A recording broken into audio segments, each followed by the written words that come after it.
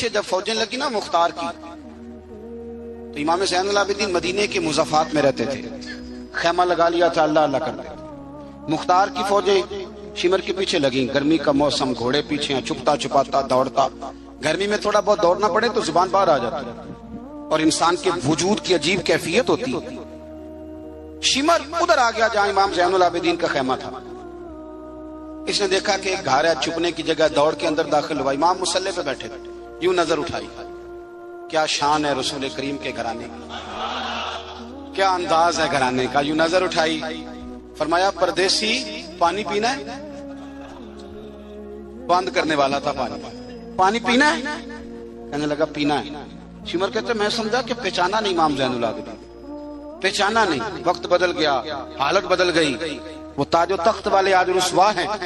امام زین العابدین خود اٹھے، سننا اور یاد رکھنا، اٹھے، پیالے سے پانی، اپنے مٹکے سے پانی پیالے میں ڈالا، پھر ایک پیالہ دیا، پھر دوسرا دیا، اور پیو گے؟ تیسرا دیا۔ شمر کہتے جب میں سیر ہو کے پانی پی لیا نا تو مجھے تو گمان تھا نا پہچانے نہیں، تو میں اجازت لے کے باہر نکلا تو میں نا پانی تو پی لیا پر پانی پانی ہو گیا۔ ہم تو دشمن کو بھی پاکیزہ سزا دیتے ہیں، ہاتھ اٹھاتے نہیں، اسے اس کی نظروں سے گرا دیتے ہیں۔ کہتے ہیں کہ پانی پانی ہو گیا، یار میں نے پانی بند کیا، پیاسے رکھا 3 دن اور مجھے پلا رہے ہیں۔ شرم آئی اور میں نے کہا مر تو اب جانا ہی ہے، تو زین العابدین سے سچی بات نہ کر لے۔ میں اندر گیا تو امام پھر گردن جھکائے بیٹھے تھے، تو میں نے کہا زین العابدین شاید آپ نے پہچانا نہیں۔ تو امام صاحب نے نظریں اٹھائی تو آنکھوں میں آنسو تھے۔ فرمایا کیوں نہیں پہچانا؟ جب تو اندر داخل ہوا ہے تو مجھے 6 مہینے کا علی اصغر اسی وقت یاد آ گیا تھا۔ جب تو اندر آیا ہے تو میرے چچا کے کٹے ہوئے بازوؤں میں جو درد تھا اور میری پھوپھی کی آنکھوں میں جو آنسو تھے مجھے سارے یاد آئے تھے، اور وہ کہاں کربلا اور کہاں دمشق تم نے نیزے پہ لٹکا کے میرے باپ کا جو سار گلیوں میں گھمایا مجھے سارا یاد آیا تھا۔ شمر کہتا میں نے گھبرا کے کہا پھر پانی کیوں پلایا؟ اگر پہچان گئے تھے تو پانی کیوں پلایا؟ کہتا یوں کر کے آنسو پوچھے امام نے۔ فرمانے لگے میری مجبوری ہے، میں ساقی کوثر کا نواسا ہوں، میری مجبوری ہے، مجھے پلانا تھا، میں مجبور ہوں، اس لیے کہ مصطفیٰ کا نواسا ہوں۔ انہوں نے ہمیں سکھایا ہے کہ جو پانی نہ دے اسے پیالے بھر بھر کے پلانا چاہیے۔ کدھر گیا میرا اور آپ کا کردار؟ چھوٹے چھوٹے دل، اتنی اتنی بات میں جھگڑا۔ ہو سکتا ہے ساقی صاحب سے بھی میں ناراض ہو جاتا اگر سٹیج پہ بڑی کرسی نہ رکھتے، اتنا سا دل بس۔ ہو سکتا ہے بگڑ جائیں ایک دوسرے سے کہ مجھے بلایا ہی نہیں، نعرے نہیں لگائے، بندہ استقبال کوئی نہیں بھیجا۔ او بھائی یہ تو چھوٹے لوگ اس طرح کی باتیں کرتے ہیں، یہ تو کچی پکی باتیں۔ جو آدمی بڑا ہوتا ہے وہ استقبال سے بڑا نہیں ہوتا، جو بڑا ہوتا ہے وہ بڑی کرسی سے بڑا، جو بڑا ہوتا ہے وہ آگے بیٹھنے سے بڑا نہیں ہوتا، صدر صدر ہی ہوتا ہے، وہ جہاں بھی بیٹھ جائے وہ صدر ہی ہے۔ ان چکروں سے باہر آئیں۔ اہل بیت اطہار کا اسوہ نور، خوبصورتی، بات کو سمیٹنا ہے چونکہ وقت عشاء قریب ہے۔ کیوں نکلے امام حسین یزید کے خلاف؟ یزید تو جامع مسجد دمشق کا خطیب تھا، پتہ ہے آپ کو؟ چلیں اب پتہ چل گیا۔ داڑھی والا آدمی، علماء جانتے ہیں، جبہ پہنتا تھا، بڑا شاندار، حج کے خطبے دیتا تھا، حج کے۔ ہمارے تو حکمرانوں کو سورت اخلاص نہیں آتی، پھر بھی آپ کہہ کے دیکھیں، وہ کہیں گے سب سے زیادہ مذہب کا پتہ ہی مجھے ہے۔ یزید داڑھی والا، پگڑی والا، امامے والا، جبے والا، حج پڑھانے والا، تو امام آپ کو کیا ضرورت پڑی تھی اس کے خلاف نکلے، اور اس طرح نکلے کہ بچے قربان کرا دیے۔ تو امام حسین کے سارے خطبے، سارے مدینے سے مکہ، مکہ سے مقام بیضا، وہاں سے کربلا، سارے خطبے، وہی خطبہ پھر دمشق میں امام زین العابدین کا، وہی پھر مدینے میں امام زین العابدین کا۔ امام حسین فرمانے لگے یزید اللہ کی حدوں کو توڑتا ہے، رب کے حلال کو حرام اور حرام کو۔ آپ کے ملک میں کہا نہیں جاتا کہ مولوی گنجائش نکالیں سود کے بارے میں؟ اتنا بڑا جرم جس کو کہا گیا کہ اللہ رسول سے جنگ ہے، یہ اتنے بڑے حرام کو حلال کرنے جا رہے ہو، کہا یہ اللہ کی حدوں کو توڑتا ہے، نمازیں چھوڑ کے پڑھتا ہے، رنڈیوں کا ناچ دیکھتا ہے، مجرا جو آج کل گند ہر ایک موبائل میں آیا ہے۔ یہ امام حسین نے یہ خطبہ دیا، فرمایا کہ مجرے دیکھتا ہے، ناچ دیکھتا ہے، عیاشیاں کرتا ہے۔ اور پھر امام حسین نے فرمایا میں نے اپنی آنکھوں سے اسے مدینے میں شراب پیتے دیکھا، فرمایا جو اتنے بڑے کبائر کرتا ہو اس کے ہاتھ میں ہاتھ دے دوں؟ یار سمجھو تو صحیح، امام حسین کا جہاد تو بے حیائی کے خلاف، شراب کے خلاف، امام حسین کا جہاد تو دین کو نافذ کرنے کا، نماز پڑھنے سے یزید منع نہیں کرتا، نافذ کرنے کا جہاد۔ امام نے بچے کٹوا دیے، لیکن الیکشن میں بڑے شرابی کی بڑی فوٹو کے نیچے چھوٹی میری بھی لگی ہے، اور میں سب سے بڑا حسینی، سب سے بڑا، یرانے سارے شرابیوں سے، یزیدیوں سے، اور سب سے بڑا حسینی میں۔ سارا گند ملت کے جوانوں کے موبائلوں میں، لڑکیوں کے کالج کے آگے لڑکوں کا رش، اور بہت ساری بچیاں بیچاری پڑھنا چھوڑ گئیں، کالج چھوڑ گئیں، اس لیے کہ باپ نگرانی نہیں کر سکتا، ڈیوٹی نہیں دے سکتا۔ اور بھائی یہ سارے حسین کے ماننے والے ہیں، یہ امام علی مقام کے ماننے والے ہیں۔ یہاں اپنے ملک میں اپنی بیٹیاں محفوظ نہیں، ہندوؤں سے خطرہ ہے، یہاں سکھوں سے خطرہ ہے۔ او میرے عزیز یاد رکھ، اگر تو گند دیکھتا ہے، گند کو پروموٹ کرتا ہے، گند کی بات کرتا ہے اور اس بے حیائی کو فروغ دیتا ہے، تو قیامت والے دن امام حسین کا ہاتھ ہوگا، تیرا میرا گریبان ہوگا۔ حضرت علی اکبر میدان محشر میں کھڑا کر کے سوال کریں گے کہ میں نے بازو کٹوا دیے اور تیرے ہاتھ چلتے رہے گندگی کے لیے، اس کو پروموٹ کرتا رہا۔ حضرت علی اکبر سوال پوچھیں گے۔ نوجوانوں یاد رکھنا، نوجوان وہ نہیں ہوتا جو کہتا ہے کہ میں جدھر جاتا ہوں تو ادھر میں ہوتا ہوں، مرضی سے سوتا ہوں، مرضی سے اٹھتا ہوں، مرضی سے کھاتا ہوں، 15 لڑکیوں کے میرے موبائل میں نمبر ہیں۔ یہ جوانی نہیں، یہ تو کمزوری ہے، آپ یہ تو نفس کی غلامی ہے۔ جوان تو وہ ہوتا ہے جتنا قد اونچا ہو اتنی نظریں جھکی ہوئی ہیں۔ جوان تو وہ ہوتا ہے جتنا زیادہ اللہ قوت دے، اپنے سارے معاملات کو، اپنی عقل کو، اپنی قوت کو وہ در رسول کا غلام بنا دے۔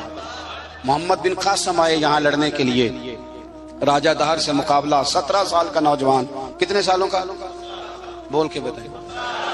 17.5 سالہ کا منڈا کی کر لیندہ ویسے، برگر کھانے کے علاوہ، گھر میں لڑائی کرنے کے علاوہ۔ اور یہ غلطی ہماری ہے، ہمارے ہاں کوئی بڑا نہیں ہوتا، جب بچہ ہوتا ہے تو کہتے ہیں ابھی بچہ ہے، اس لیے غصہ کرتے ہیں، اور جوان ہو جائے تو کہتے ہیں خون گرم ہے، بوڑھا ہو جائے تو کہتے ہیں انہیں پتہ ہی نہیں لگتا۔ تے سیانے ہونے دی کیڑی عمر ہے جی، وہ بھی بتا دیں، اس کا بھی کوئی بہانہ بتائیں، کب سمجھدار ہوگا؟ 17 سال کا نوجوان، عشق لگا سی کھیڈاں کھیڈ دی، تو پھر کھیڈاں بھول گئیاں، کجل پایا سی یار دے ویکھنے نوں، پھر وہ دی یاد وچ روندیاں ہی ڈول گئیاں۔ حیدر شاہ اس گلی کدے نہ رول دی، پر ہن تے رول گئیاں۔ محمد بن قاسم آئے تو ایک بزرگ نے دیکھا محمد بن قاسم بڑے پریشان ہے، کہنے لگے پتر خیر ہے؟ تو کہنے لگے حضور نہ تو رستوں کا پتہ ہے ہندوستان کے، اور سنا ہے راجہ دہر کی فوج بھی بڑی مضبوط ہے، کیسے لڑوں گا؟ کہنے لگے بیٹے تو ہمت کر، میں دعا کروں گا اللہ تیری مدد کرے۔ چند دنوں کے بعد وہ بزرگ پھر ملے تو محمد بن قاسم بڑے حشاش بشاش، تو بزرگ کہنے لگے آج بڑے حشاش بشاش ہو، خیریت ہے؟ محمد بن قاسم کہنے لگے حضور مجھے پتہ چل گیا ہے، 2 سے 2.5 گھنٹے لڑے گا راجہ دہر پھر بھاگ جائے گا، اس سے زیادہ میرے مقابلے میں ٹھہرے گا نہیں۔ کہا کیوں؟ کہنے لگے میں نے پتہ کرایا ہے وہ نظر کا گندا ہے، میں نے معلومات کرائی ہیں، اس کی تو پھپھی کی، ماموں کی، خالہ کی، چچا کی بیٹی اس کی گندی نظر سے محفوظ نہیں، جن کے پیٹوں میں رزق حرام ہو اور آنکھوں میں بے حیائی ہو، وہ کبھی کسی میدان میں کھڑے نہیں رہ سکتے، 2 گھنٹے سے زیادہ کھڑا نہیں رہے گا۔ کہنے لگا حضور میں 17 سال کا نوجوان ہوں، یا میں نے کعبہ دیکھا ہے یا قرآن دیکھا ہے، اور جب دل زیادہ للچاتا ہے تو مصطفیٰ کی قبر انور کو دیکھا کرتا ہے۔ ہم نے باحیا زندگی رکھی ہوئی ہے، اپنے مزاجوں میں۔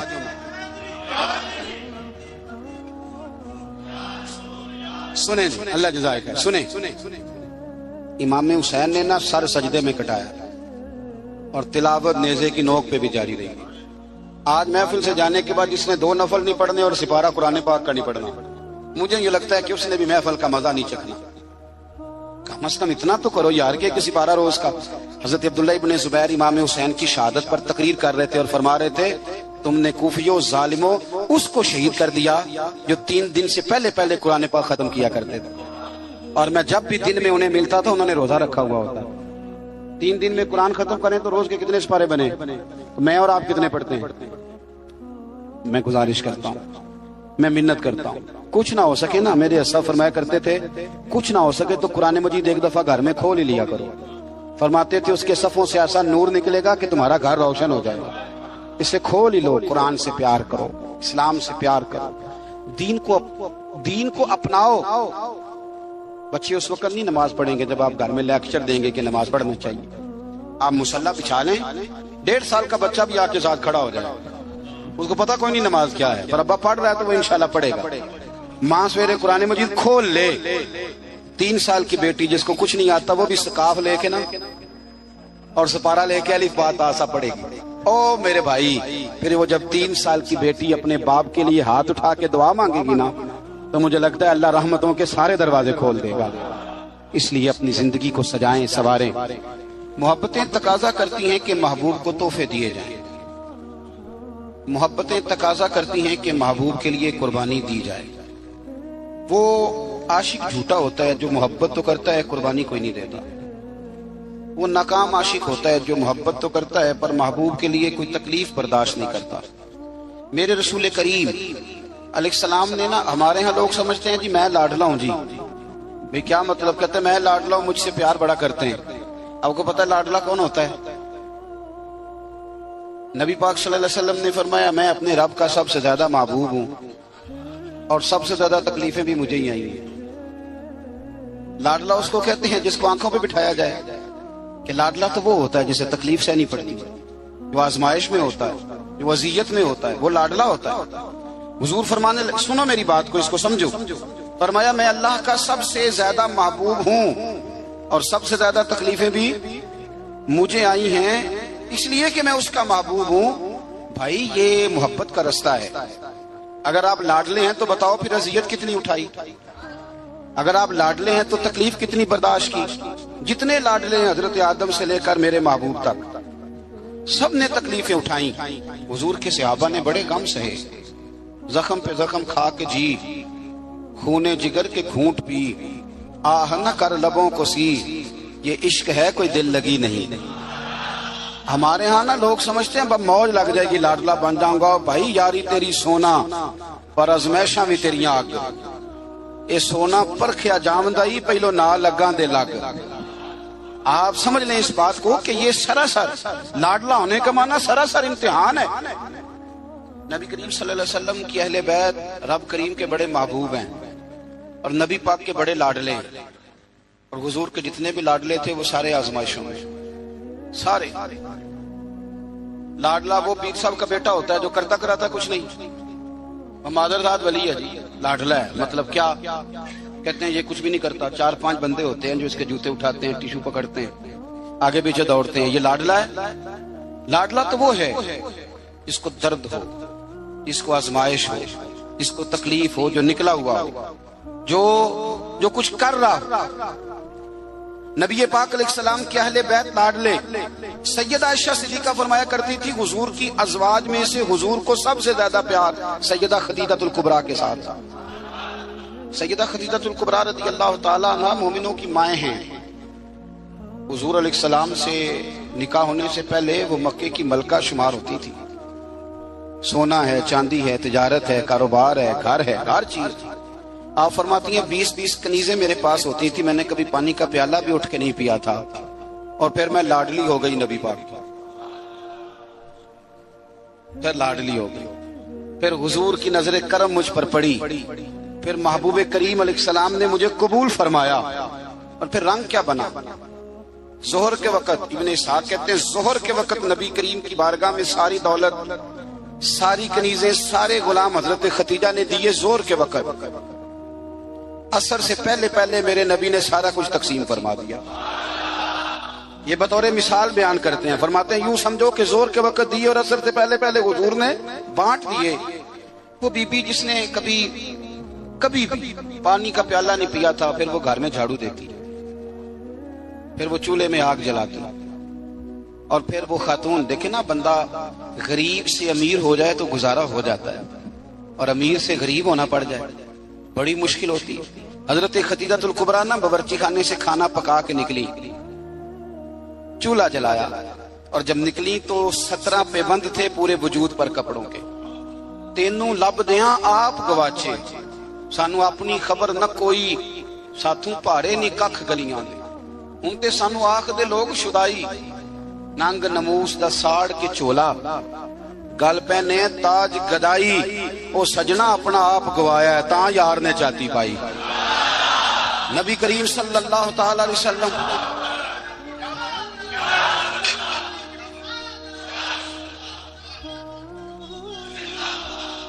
سنیں حضرت خدیجہ نا کھانا پکا کے نکلی نبی پاک کے لیے. پرانا دوپٹہ، پیوند لگے کپڑے، ہاتھ کام کیا ہے تو ان پہ تھوڑی سی مٹی بھی لگ گئی. بی بی صاحبہ کھانا پکا کے جب لائی نا حضور کی بارگاہ، ادھر دیکھنا میری طرف، بارگاہ یہ بیٹی کو سکھاؤ، یہ بیٹی کو، یہ ریسیاں بیویوں کو بتاتے ہیں کہ بیٹی کو سکھاؤ. اسے پتہ چلے کہ جب عورت خود خامن کے لیے کھانا پکا کے لے جاتی ہے تو پھر اسے اعزاز کیا ملتا ہے. حضرت خدیجہ الکبریٰ وہ کھانا پکا کے لائیں اور جب نبی رحمت علیہ السلام کے سامنے کھڑی ہوئی نا تو حضور غور سے چہرہ دیکھنے لگے، غور سے. حضرت خدیجہ عرض کرنے لگی حضور کیا دیکھ رہے ہیں؟ فرمایا خدیجہ دیکھ یہ رہا ہوں کہ آپ کے آنے سے پہلے جبریل امین آ گئے اور وہ کہہ رہے تھے کہ یا رسول اللہ خدیجہ کھانا پکا رہی ہے، جب لے کے آ جائے تو اسے اس کے رب کا سلام کہہ دیجیے گا، اسے اس کے رب کا سلام دے دیں. کیوں؟ اس لیے کہ جب آپ قربانی دیتے ہیں، جب آپ احسار کرتے ہیں، جب آپ کچھ کر کے دیتے ہیں. میرے معاشرے میں، میرے زمانے میں میری طرح کے سینکڑوں لوگ ہیں جن کی موجیں لگی ہوئی ہیں، کیا کرایا کچھ نہیں، کچھ بھی نہیں. ہم نے نا دین سے کچھ لیا ہے، دیا نہیں، اور ہمارا آج بھی لینے کا شوق ہے، دینے کا نہیں. میں اگر روز میں کہتا ہوں روز کہ اسلام اور وہ لوگ فلانا بندہ خدمت نہیں کرتا، فلانا عزت نہیں کرتا، فلانا قدر نہیں کرتا، کوئی اگر مجھ سے پوچھ لے کہ صاحب آپ نے کیا دیا ہے، ہم روز دعائیں مانگ رہے ہیں، التجائے کر رہے ہیں، تعویذ لے رہے ہیں، مانگ رہے ہیں. اگر کبھی ہم اپنے دل کی عدالت لگائیں اور پوچھیں ہم نے مذہب کو کیا دیا، وہ 5,000 روپیہ جو ہم مسجد میں دیتے ہیں نا وہ بھی 25 جگہ پہ لوگوں کو خبر ہوتی ہے کہ دے دیا ہے. تو نے کوئی دکھ سہا مذہب کے لیے؟ کوئی پتھر کھایا تو نے دین کے لیے؟ کبھی کانٹوں پہ چلا تو مذہب کے لیے؟ کبھی تو آگے بڑھا؟ دین نبی دا بانگ یتیمہ رووے تے کرلاوے تے آکھے میں کتھوں لباں عمر بہادر، جڑا مینوں سینے لاوے. تو حال ہی کوئی نہیں، کوئی پوزیشن نہیں. جو لوگ تھوڑا بہت دین کا کام کر رہے ہیں، علماء اور مشائخ، ان پر بھی ہماری تنقید سانس نہیں لینے دیتی. وہ بھی ہمارے نزدیک شاید وہ مخلوق ہی نہیں جس سے ہم پیار کریں. ہم انہیں حصہ نہیں بنانا چاہ رہے معاشرے کا، کبھی ان سے انسلاک نہیں چاہ رہے. دوستو مذہب کو تو ضرورت ہے.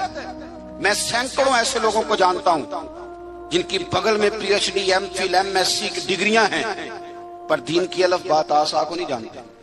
اور ہم کیا کر رہے ہیں؟ میری طرح کے بندے تقریریں کر رہے ہیں، وہ کہہ رہے ہیں لوگوں کو دیکھو جی قوم کتنی خراب ہو گئی، لوگوں کو جنازہ نہیں آتا. تو اگر مجھ کو کھڑا کر کے پوچھ لے کہ آپ نے کتنوں کو یاد کرایا، اس کا کیا جواب ہے میرے پاس؟ لوگوں کو جی دعائے قنوت نہیں آتی تو بھئی آپ نے کتنوں کو یاد کرائی؟ بتائیے کتنوں کو آپ نے مغرب کے وقت، عشاء وقت بلا کے کہا بھائی ادھر آؤ؟ ہمارے ایک بزرگ تھے تو ان سے کسی نے کہا حضور دین کی تبلیغ کس طرح کرنی چاہیے؟ بندہ سادہ تھا، فرمانے لگے تجھے علمی ماحول میں نہیں سمجھاؤں گا، تیری زبان میں سمجھاؤں گا. دین کی دعوت، دین کا پیغام، دین کی تبلیغ کیسے کرنی چاہیے؟ فرمانے لگے کم از کم اسی طرح کر لیا کرو جس طرح کسی سے ادھار پیسے لیتے ہیں. کس طرح لیتے ہیں بھلا؟ ٹیلی فون پہ کہہ دیتے ہیں 2 لاکھ دے جائیں، السلام علیکم بھائی جان آپ سے کام تھا. وہ کہتا بتاؤ، کہتے نہیں ٹیلی فون والا نہیں. بتاؤ کہاں؟ وہ کہتا میں 1:30 بجے آؤں گا. کہتا میں 1:15 دروازے پہ کھڑا رہوں گا. پھر اس کے گھر پہنچ جاتا ہے، پھر جا کے اس دکھ سے اپنی کہانی سناتا ہے کہ شاید سامنے والا رو ہی پڑے. اور اکیلے میں ایسے ہوتا ہے کہ نہیں؟ چلو نہ ہی کر دو مجھے پتا چلے کہ ہوتا ہے کہ نہیں. اس دکھ سے داستان سنائے گا کہ رو ہی پڑے وہ، اور پھر قسمیں اٹھائے گا کہ بندہ بڑا اچھا ہوں واپس بھی ٹائم پہ کر دوں گا. جب اپنے حق میں قائل کرنا ہو تو اس کے پاس درجنوں طریقے، اور اگر اللہ رسول کے حق میں قائل کرنا ہو پھر پتہ کیسے تبلیغ ہوتی ہے؟ دروازے پہ ایک بندہ کھڑا ہے، یہ نماز پڑھنے آ رہا ہے تو اس کو کہتا ہے وہ پڑھ لے کر نماز دینے پیسے کتنے کر دینے، یہ دعوت دے رہا ہے نماز کی. وہ کیا کہتا ہے؟ کہتا ہے جا تو اپنی قبریں پہنا ہے میں اپنی قبریں پہنا. اس طرح دعوت ہوگی دین کی، اس طرح پیغام پھیلے گا. یہ جب ہم نعرہ لگاتے ہیں نا تاجدار ختم نبوت زندہ باد، یہ عقیدہ ہے، یہ اسلام کی اساس ہے. اور آپ کو پتہ ہے جب آپ نے کہا نبی پاک آخری نبی ہیں تو پھر آپ کی ذمہ داریاں کتنی بڑھ گئی، یہ پتہ ہے آپ کو؟ پھر آپ آرام سے گھر بیٹھ سکیں گے، پھر 10 گھنٹے کی نیند کریں گے، پھر آپ کے پاس ٹائم نکلے گا مری جانے کا، پھر آپ کے پاس وقت ہوگا کہ آپ جا کے کسی ہوٹل پہ ہوٹلنگ کریں. حضور تو آخری نبی ہیں، اب دین کا سارا کام تو رسول اللہ کی امت نے کرنا ہے. تو امت کے پاس تو بور ہونے کے لیے بھی بڑا ٹائم ہے، فیس بک کے لیے بڑا ٹائم ہے۔ بھائی جتنے محبوب تھے، جتنے پیارے تھے، انہوں نے قربانیاں دی۔ سیدہ طیبہ طاہرہ حضرت فاطمہ الزہرا، یارو کائنات میں اتنا پیار، حضور کی 4 بیٹیاں ہیں، یہ چھوٹی تھی، جتنا پیار میرے نبی نے سیدہ سے کیا ہے۔ کا لوگوں اس کو الگ نہ سمجھنا، فاطمہ تو بدعۃ منی، یہ میرے جگر کا ٹکڑا ہے، میرے وجود کا حصہ ہے، الگ نہ سمجھنا۔ لیکن جتنی تکلیف حضرت فاطمہ نے اٹھائی ہے، توجہ ہے میری بات پر؟ کسی نے پوچھا بی بی صاحبہ گھر سے کب نکلی پہلی دفعہ؟ کب نکلنا پڑا؟ تو حضرت فاطمہ رو پڑی، فرمانے لگی میری والدہ وصال کر گئی تھی، جناب ابو طالب کا انتقال ہو گیا، مجھے کسی نے آ کے خبر دی کہ فاطمہ حضور حرم کعبہ میں سجدے میں تھے اور کفار نے اونٹ کی وزنی وزنی ہوتی ہے، وہ لا کے حضور کے کندھے پہ رکھ دی ہے، مولا علی بھی مکے میں موجود نہیں، جناب صدیق اکبر بھی نہیں، تو فاطمہ چلو ذرا۔ تو حضرت فاطمہ کہتی ہیں چھوٹی سی عمر میں دوپٹہ اوڑھ کے، گویا برقع پہن کے میں گئی، اور فرماتی ہیں پھر جا کے میں نے رسول کریم کے سر اقدس سے اوجڑی اتاری۔ یہ شہزادی ہیں، یہ کائنات کی مالکہ ہیں، یہ جنتی عورتوں کی سردار ہیں، پر ان کی آزمائش تو دیکھو۔ فرماتی ہیں میں نے وہ اوجڑی اتاری، پھر حضور کو انگلی تھام کے میں لائی آب زمزم کے کنویں پر، پھر میں نے رسول کریم صلی اللہ تعالی علیہ وسلم کے سر اقدس پر زلفوں پر پانی ڈالا، پھر میں نے دھویا، اور کہتی جب میں نے نظر اٹھائی تو حضور رو رہے تھے، جب حضور روئے تو میں کھل کے روئی، تو پھر میں نے دعا کی اللہ جس نے میرے بابا کو تکلیف دی انہیں تباہ و برباد کر دے۔ سجدہ فرمایا کرتی تھی جن کے لیے میں نے اس دن دعا کی تھی سارے بدر میں مارے گئے، بدر میں مارے گئے۔ ان کی تکلیف دیکھو، کون اتنا غریب ہے اس مجمع میں جس کی بیٹی اتنا کام کرے کہ ہاتھوں پہ چھالے پڑ جائیں؟ ہیں ویسے سب کی بچیاں دکھی، جس کو آپ ٹٹولیں گے وہی کہے گا دماد بڑا ظالم ہے۔ اللہ تبارک و تعالی نے اسلام کو جب کامیابیاں اور کامرانیاں عطا کی اور نبی پاک صلی اللہ تعالی علیہ وسلم کے دین کو اللہ نے غلبہ عطا کیا تو 9 ذی الحج میں حج فرض کیا گیا۔ حج اس سے پہلے بھی کیا جاتا تھا، پرانی شریعتوں میں بھی حضرت ابراہیم علیہ السلام کے طریقے پر حج ہوتا تھا، پھر کفار مکہ نے، قریش مکہ نے اس میں کچھ غلط رسومات شامل کر دیں، کپڑے اتار کر معاذ اللہ کعبے کا طواف کرنا، قربانیوں کا گوشت خانہ کعبہ کی دیواروں سے ملنا، اور بھی کئی بےہودہ رسومات اس پاکیزہ اور خوبصورت عمل کا حصہ بنا دی گئیں۔ پھر 9 ذی الحج کو حج فرض ہوا۔ نبی پاک صلی اللہ تعالی علیہ وسلم نے حضرت ابو بکر صدیق کو امیر حج بنا کے رخصت فرمایا۔ دیکھیں کہاں کہاں محبوب انہیں اپنا نائب بناتے ہیں۔ اب 9 کو تو حضور نے حضرت ابو بکر صدیق کو امیر حج بنایا اور پھر اعلان فرمایا، جہاں جہاں مسلمان آبادیاں تھیں وہاں اعلان کر دیا گیا کہ آئندہ سال رسول پاک علیہ السلام خود حج کے لیے تشریف لے جائیں گے۔ اب ایک بڑی تعداد مسلمانوں کی جمع ہونے لگی۔ ذی قعدہ کے آخری ایام میں ہزاروں کی تعداد میں لوگ مدینہ شریف میں جمع ہو گئے۔ ظہر کی نماز کی ادائیگی کے بعد سیرت نگار کہتے ہیں کہ 28 ذی قعدہ تھی، نبی پاک علیہ السلام ظہر پڑھ کے حج کے لیے نکلے، اور جہاں آج ذوالحلیفہ ہے، ابیار علی جس جگہ کو کہتے ہیں، میقات مدینہ بھی کہا جاتا ہے، وہاں اللہ کے محبوب نے پہلے رات گزاری۔ وہیں پہ نبی پاک صلی اللہ تعالی علیہ وسلم نے احرام باندھا، حضور تشریف لے گئے۔ یہ حج قران تھا۔ نبی پاک صلی اللہ تعالی علیہ وآلہ وسلم کے ساتھ اس طرح لوگ امڑ کے آئے، جہاں جہاں سے لوگ تھے مسلمان وہ سارے جمع ہوئے حضور کے ساتھ اللہ کی بارگاہ میں حاضر ہونے کے لیے۔ 1,40,000 صحابہ، یہ ایک ہی دفعہ صحابہ کا اتنا بڑا مجمع جمع ہوا ہے، ایک ہی دفعہ۔ اور حضور علیہ السلام کی خواہش تھی کہ یہ سارے لوگ وہاں پہنچیں۔ محبوب کریم علیہ السلام 4 ذی الحج کو حضور علیہ السلام نے طواف کیا، صفا مروہ کیا، احرام نہیں کھولا، قربانیاں ساتھ تھیں، چونکہ یہ حج قران تھا، اللہ کے رسول صلی اللہ تعالی علیہ وآلہ وسلم نے پھر 8 ذی الحج کو ظہر کی نماز جا کے منا کے میدان میں ادا کی۔